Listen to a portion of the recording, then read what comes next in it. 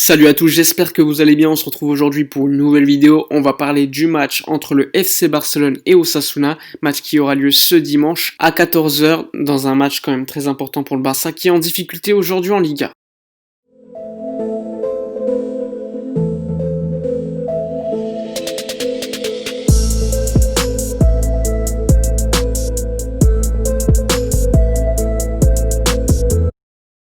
En préambule, je voulais vous dire que mon sponsor maillot allait faire des promotions assez folles, puisqu'en utilisant le code Barça, il y aura 25% de réduction sur n'importe quel achat de n'importe quel maillot sur leur site. Tout est dans la description évidemment. Et qu'en plus de cela, dès lors que le paiement est supérieur à 45 €, tu obtiendras un maillot gratuit. Si le paiement est supérieur à 89 €, là tu auras 2 maillots gratuits et la livraison gratuite en plus. Et pour les détails, c'est dans la description, je vous décris tout ce qu'il faut faire pour recevoir ces maillots gratuits si vous achetez des maillots sur ce site. En tout cas, moi comme vous pouvez le voir, j'avais fait quelques achats, des maillots du FC Barcelone, de l'Argentine, d'Arsenal, etc.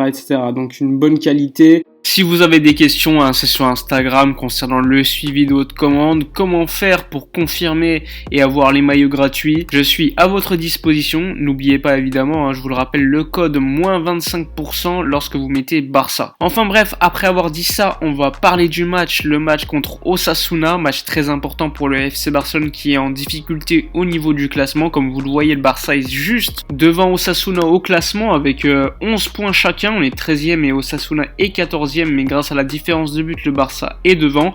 Oui, le Barça a un match en moins par rapport à Osasuna, mais normalement, au début de saison, quand je vous disais Osasuna-Barça, il n'y aurait pas de doute. Normalement, le Barça devrait être largement plus en haut au niveau du classement. Là, c'est quand même assez effrayant de voir le club à la 13e place. Alors, on sort d'un très bon match contre le Dynamo Kiev où Ronald Koeman a fait énormément tourner. Là, je pense honnêtement que Ronald Koeman va remettre le 11 type, enfin type sans les blessés évidemment, avec quelques joueurs qui pourraient faire tourner. Je pense notamment à des joueurs comme Riqui Puig ou encore Carles Alenia qui pourraient totalement accompagner Miralem Pjanic, sachant que Busquets va vraisemblablement être dans le groupe pour ce match, mais je pense pas qu'il sera titulaire. Il faut pas oublier qu'il sort de blessure, c'était pas une énorme blessure, mais je vois pas Ronald Koeman le mettre titulaire directement, ça serait beaucoup trop dangereux. Sans oublier que la semaine prochaine, il y a le match de Ligue des Champions très important pour le FC Barcelone contre Ferencváros, et en voyant le classement, en gagnant contre Ferencváros, tu t'assures quasiment certainement la première place. Il faudra évidemment ne pas perdre au-delà de 2-0 contre la Juventus de Turin. Et normalement ça devrait passer, sachant qu'au Camp Nou on n'a pas perdu depuis très longtemps en Ligue des Champions à domicile. Il me semble que c'était contre le Bayern en 2013, donc une autre époque. Pour en revenir au match contre Osasuna, comme vous le voyez, Osasuna est en difficulté au niveau des résultats récemment. Alors oui, ils ont gagné quelques matchs contre notamment l'Athletic Bilbao, le Celta Vigo, mais cette année ce ne sont pas des grosses équipes. Et on remarque que contre les équipes un peu plus moyennes, un peu plus haut de tableau, Osasuna est en grande difficulté. Sachant que ce match aura lieu au Camp Nou. Le Camp Nou, c'est quand même un stade où le Barça performe assez largement par rapport au match à l'extérieur. Normalement, ça devrait passer. Quand tu regardes les derniers résultats entre Osasuna et le FC Barcelone, on remarque quand même qu'Osasuna l'année dernière a quand même mis en difficulté le Barça, puisqu'on a perdu chez eux et on a fait match nul chez nous. Mais bon, j'ose espérer quand même que le Barça actuel va faire un meilleur match que ce qu'on a vu sous Valverde et Quique Setién. En tout cas, c'est ce que je pense. Je le répète, sous Ronald Koeman, le Barça a fait quand même des matchs très intéressants, ce qu'on n'avait pas vu forcément dans la continuité avec Quique Setién ainsi que Valverde. Le problème du Barça de Ronald Koeman, c'est son irrégularité. Et oui, quand tu reconstruis une équipe, c'est normal que ton équipe soit irrégulière. Mais c'est quand même assez frustrant de perdre autant de points dans certains matchs où tu aurais pu gagner. Je pense notamment au match contre Alaves par exemple. Alors pour le moment, on va laisser travailler Ronald Koeman et son FC Barcelone. On a quand même vu des points positifs, des choses qu'on ne voyait pas depuis très longtemps. Il y a certains jeunes qui ont émergé, je pense notamment à Pedri. Mais il faudra quand même que le Barça s'améliore de toute façon. Et évidemment, l'effectif, à mon avis, n'est pas forcément construit pour qu'on voit un Barça dès cette saison de haut niveau de manière régulière. Tu n'as pas de numéro 9, tu as plus de défense centrale, pas de Gérard Piqué qui s'est blessé pour une très longue période. Tu es obligé de faire jouer un jeune comme Oscar Mingueza qui a été très bon contre le Dynamo. Clément Lenglet, lui, est beaucoup plus irrégulier qu'il y a 2 ans par exemple. Alors il est quand même assez évident que le Barça quand même doit s'améliorer au niveau défensif. Ensuite au niveau offensif, on a vu quand même pas mal de matchs très intéressants, mais c'était pas assez efficace devant les cages, mais c'était quand même plutôt prometteur. Après on a perdu Ansu Fati pour très longtemps, ce qui est quand même très frustrant.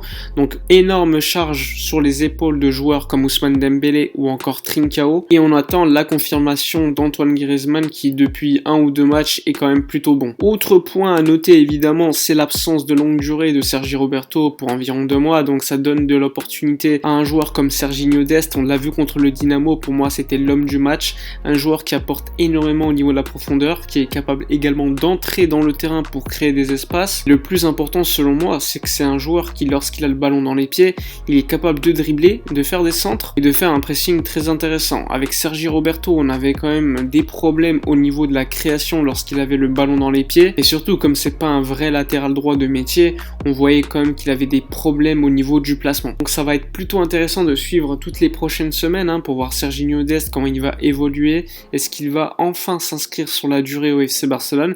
Il a été bon lors du Classico, après on l'a plus revu. Contre le Dynamo, pour moi c'est l'homme du match, donc j'espère qu'il va continuer à enchaîner les minutes, sachant que le Barça va quand même enchaîner 9 matchs de suite sans pause, donc il va faire énormément de matchs à la suite. Il faudra pas non plus le cramer, il faudrait éventuellement trouver quelqu'un qui pourrait jouer à droite, voire carrément faire une défense à 3, mais vu nos manques au niveau de la défense centrale, ça peut paraître également très compliqué. Alors concernant le 11 que je mettrai en place pour ce match contre Osasuna, alors pas de surprise au but à Marc-André ter Stegen. Ensuite sur le côté gauche, on avait vu Junior Firpo contre le Dynamo Kiev qui a pas été bon du tout à mon avis, donc Jordi Alba de retour sur le côté gauche, la défense centrale Clément Langlais, Oscar Mingueza à droite, Serginho Dest. Je pense qu'on verra un double pivot Frenkie de Jong accompagné de Miralem Pjanic avec une entrée en jeu de Sergio Busquets. C'est quand même assez dommage de ne pas pouvoir voir un peu plus Carles Alenia ainsi que Riqui Puig, mais attention, pourquoi pas voir Riqui Puig entrer en jeu sur le côté gauche comme on l'a vu contre le Dynamo Kiev, même si en vrai c'est un milieu de terrain, mais bon, c'est un joueur qui est capable d'évoluer à énormément de postes. Et là ça devient nettement compliqué. Tu as Pedri, tu as Messi, tu as Griezmann et Coutinho, donc c'est quand même difficile de choisir quel joueur placer. Personnellement je pense que Lionel Messi ainsi que Griezmann seront titulaires. Sur le côté droit, Ousmane Dembélé, et là il te reste une place sur le côté gauche, soit Felipe Coutinho, soit Pedri. Et là je pense personnellement que Ronald Koeman va mettre Felipe Coutinho puisque Pedri a enchaîné énormément de matchs, énormément de minutes. Mais bon, sait-on jamais, peut-être que finalement Pedri sera sur le côté gauche parce que c'est quand même un joueur qui a énormément la confiance de Ronald Koeman. Mais j'estime qu'il ne faut pas non plus le cramer. Felipe Coutinho, je le préfère nettement en tant que numéro 10, mais bon, avec la blessure d'Ansu Fati, il me paraît assez clair qu'on va voir beaucoup plus Felipe Coutinho sur le côté gauche. Donc d'une certaine manière, au début de saison, on voyait Antoine Griezmann sur le côté droit, donc d'une certaine manière un numéro 10 à droite, et sur le côté gauche c'était Ansu Fati, un vrai ailier. Et là, avec la blessure d'Ansu Fati, on a l'impression de voir le système s'inverser, puisqu'on a un vrai ailier cette fois-ci sur le côté droit, et sur le côté gauche, c'est un numéro 10, que ce soit Pedri ou Coutinho. Avec Ansu Fati, ça avait été quand même plutôt performant, et là, on va espérer que Ousmane Dembélé comprenne bien son rôle d'ailier, qu'il fasse un match comme il avait fait contre la Juventus, et dans ce cas-là, ça pourrait être quand même très intéressant de voir le même Barça qu'on a vu contre Villarreal, ou encore le Real Betis, sans oublier le Celta Vigo. Enfin bref, il y a moyen quand même de faire un 11 très intéressant, sachant que Messi va revenir, je pense qu'il sera assez motivé, sachant qu'il n'a pas joué contre le Dynamo. Pourquoi pas faire un hommage à Diego Maradona s'il marque un but, ça pourrait être très intéressant à voir. Enfin bref, c'est la fin de la vidéo, n'hésitez pas à vous abonner à la chaîne, à liker, à partager, donnez votre pronostic, votre 11 idéal pour ce match contre Osasuna. Moi je vous dis à la prochaine, et d'ici là, comme d'habitude, portez-vous bien.